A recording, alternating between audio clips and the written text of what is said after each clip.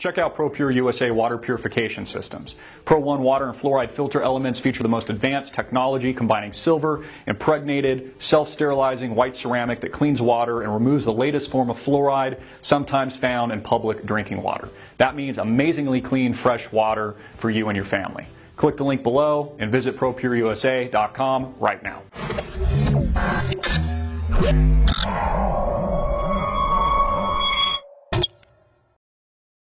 When I went into politics, and actually the first time I ran for office was in '74, won in '76, and then after a few years, I thought I didn't want to give up medicine, so I went back to medicine for 12 years, and that's when I ran again in '96. So it's been a large part of what I've done, but I've never seen it as a career. I've seen it always as secondary, and the staff gave me a lot of credit, and change has occurred. We do know there is a revolution going on, by the way. You know, the big argument on the Hill right now is anger at the Republicans that would even dare think about closing down the government. And even some of the conservatives, and they're thoughtful conservatives, they say, well, you don't gain anything, you're not going to change anything, and you lose too much political capital, those types of arguments. My assumption is that it would probably be better to close down the government than let the whole system break down. That's what our real worry should be. I do get annoyed with the disingenuous programs of the Republicans still, because, right now they're talking about standing firm and closing down the government because they want to stop Obamacare. Well, we should have never had it, and it should be abolished, and all those arguments.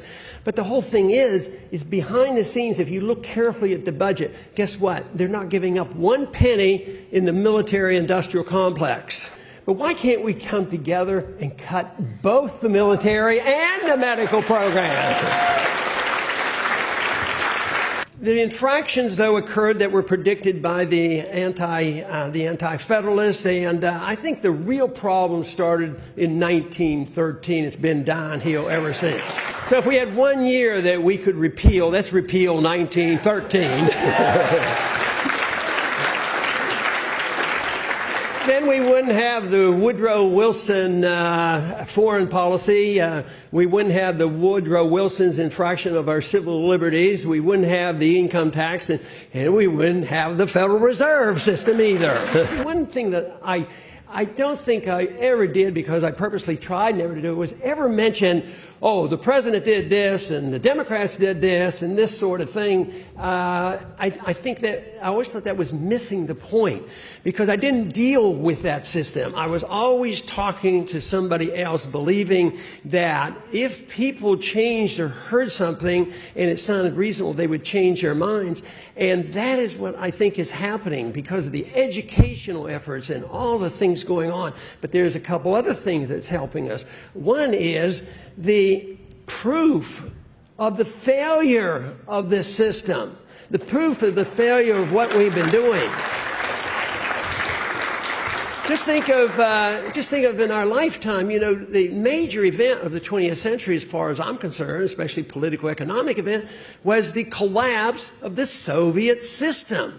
It just dissipated, not because we had to attack them and fight them. They had 30,000 missiles, and we have to be worried, and I resent it very much that we spend so much time and energy worrying about a bomb that doesn't exist in one particular country, and we were able to live through the dangerous period of the Soviets having 30,000, and they failed because they had a deeply flawed economic policy, and it has got us to the point where really people don't talk about, well, what we now need is communism and pure socialism. What we needed and what happened came out of the downfall of the Cold War was this moderation, this mixture of things, this Keynesianism and intervention in the economy and the planning and central banking. Inflation is and debt is good, borrowing is okay.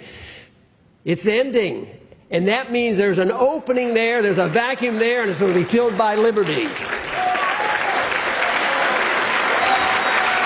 Not only does it give us our answer to our economic crisis by looking at a different economic model, it gives us our answer to our foreign policy mess that we have. You know, of non-interventionists, mind their own business, take the advice of the founders.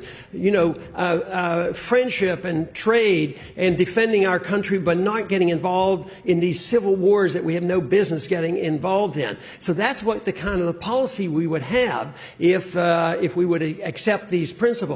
And also, the freedom philosophy gives you the answer to and bring people together, bring the left and the right together, the progressives and the libertarians and constitutional together, and to combat this insanity of allowing our government to know every single thing we do every minute of the day. That's evil. I was on a talk show this week and somebody said, what do you think we should do with the NSA? And he said, what would you do with it? I said, get rid of it. And I think that's what's happened on this Syria vote. You know, the people spoke out. But who was championing this? The Democrats and the Republicans, Nancy Pelosi and John Boehner. They were both for this, supporting the president. But the people said no, and we don't know the final story here, but I consider that very, very encouraging that the American people stood up and said, don't vote to go to war.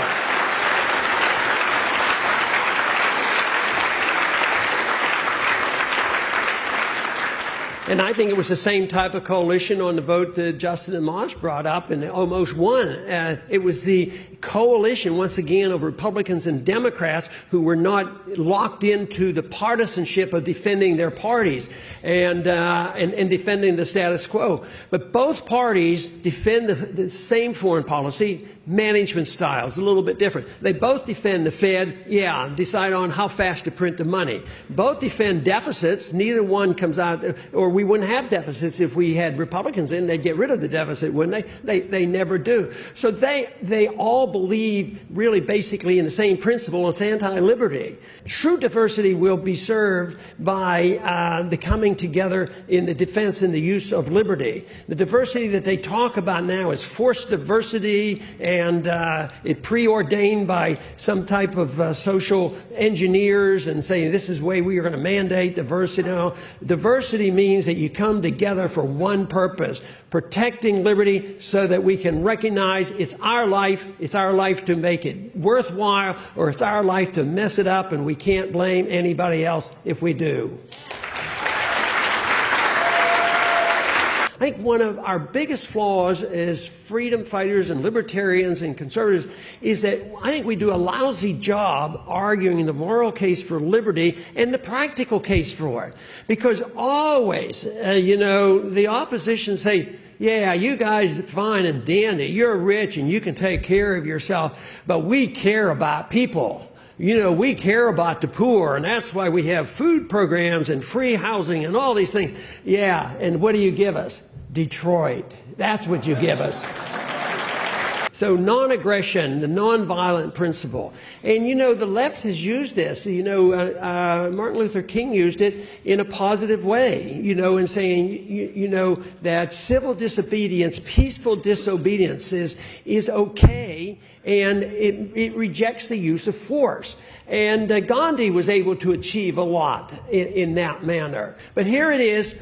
We create a system where the rich get richer, the poor get poorer, and the people who try to do it, the wages never keep up with the cost of living. And then what does our government do to them? They say, oh, there's no inflation. There's no inflation. And the elderly, well, we can't even earn interest on our savings, and our cost of living is going, oh, no, you're just kidding yourself. But it is a race. It is a race that we're in place because there will have to be a replacement. And if we let things slip, we can easily slip back to tyranny and statism and all the old-fashioned ideas. But to make this a true revolution that is successful, we have to understand it to make sure that freedom is on the side of victory in this revolution. Thank you very much.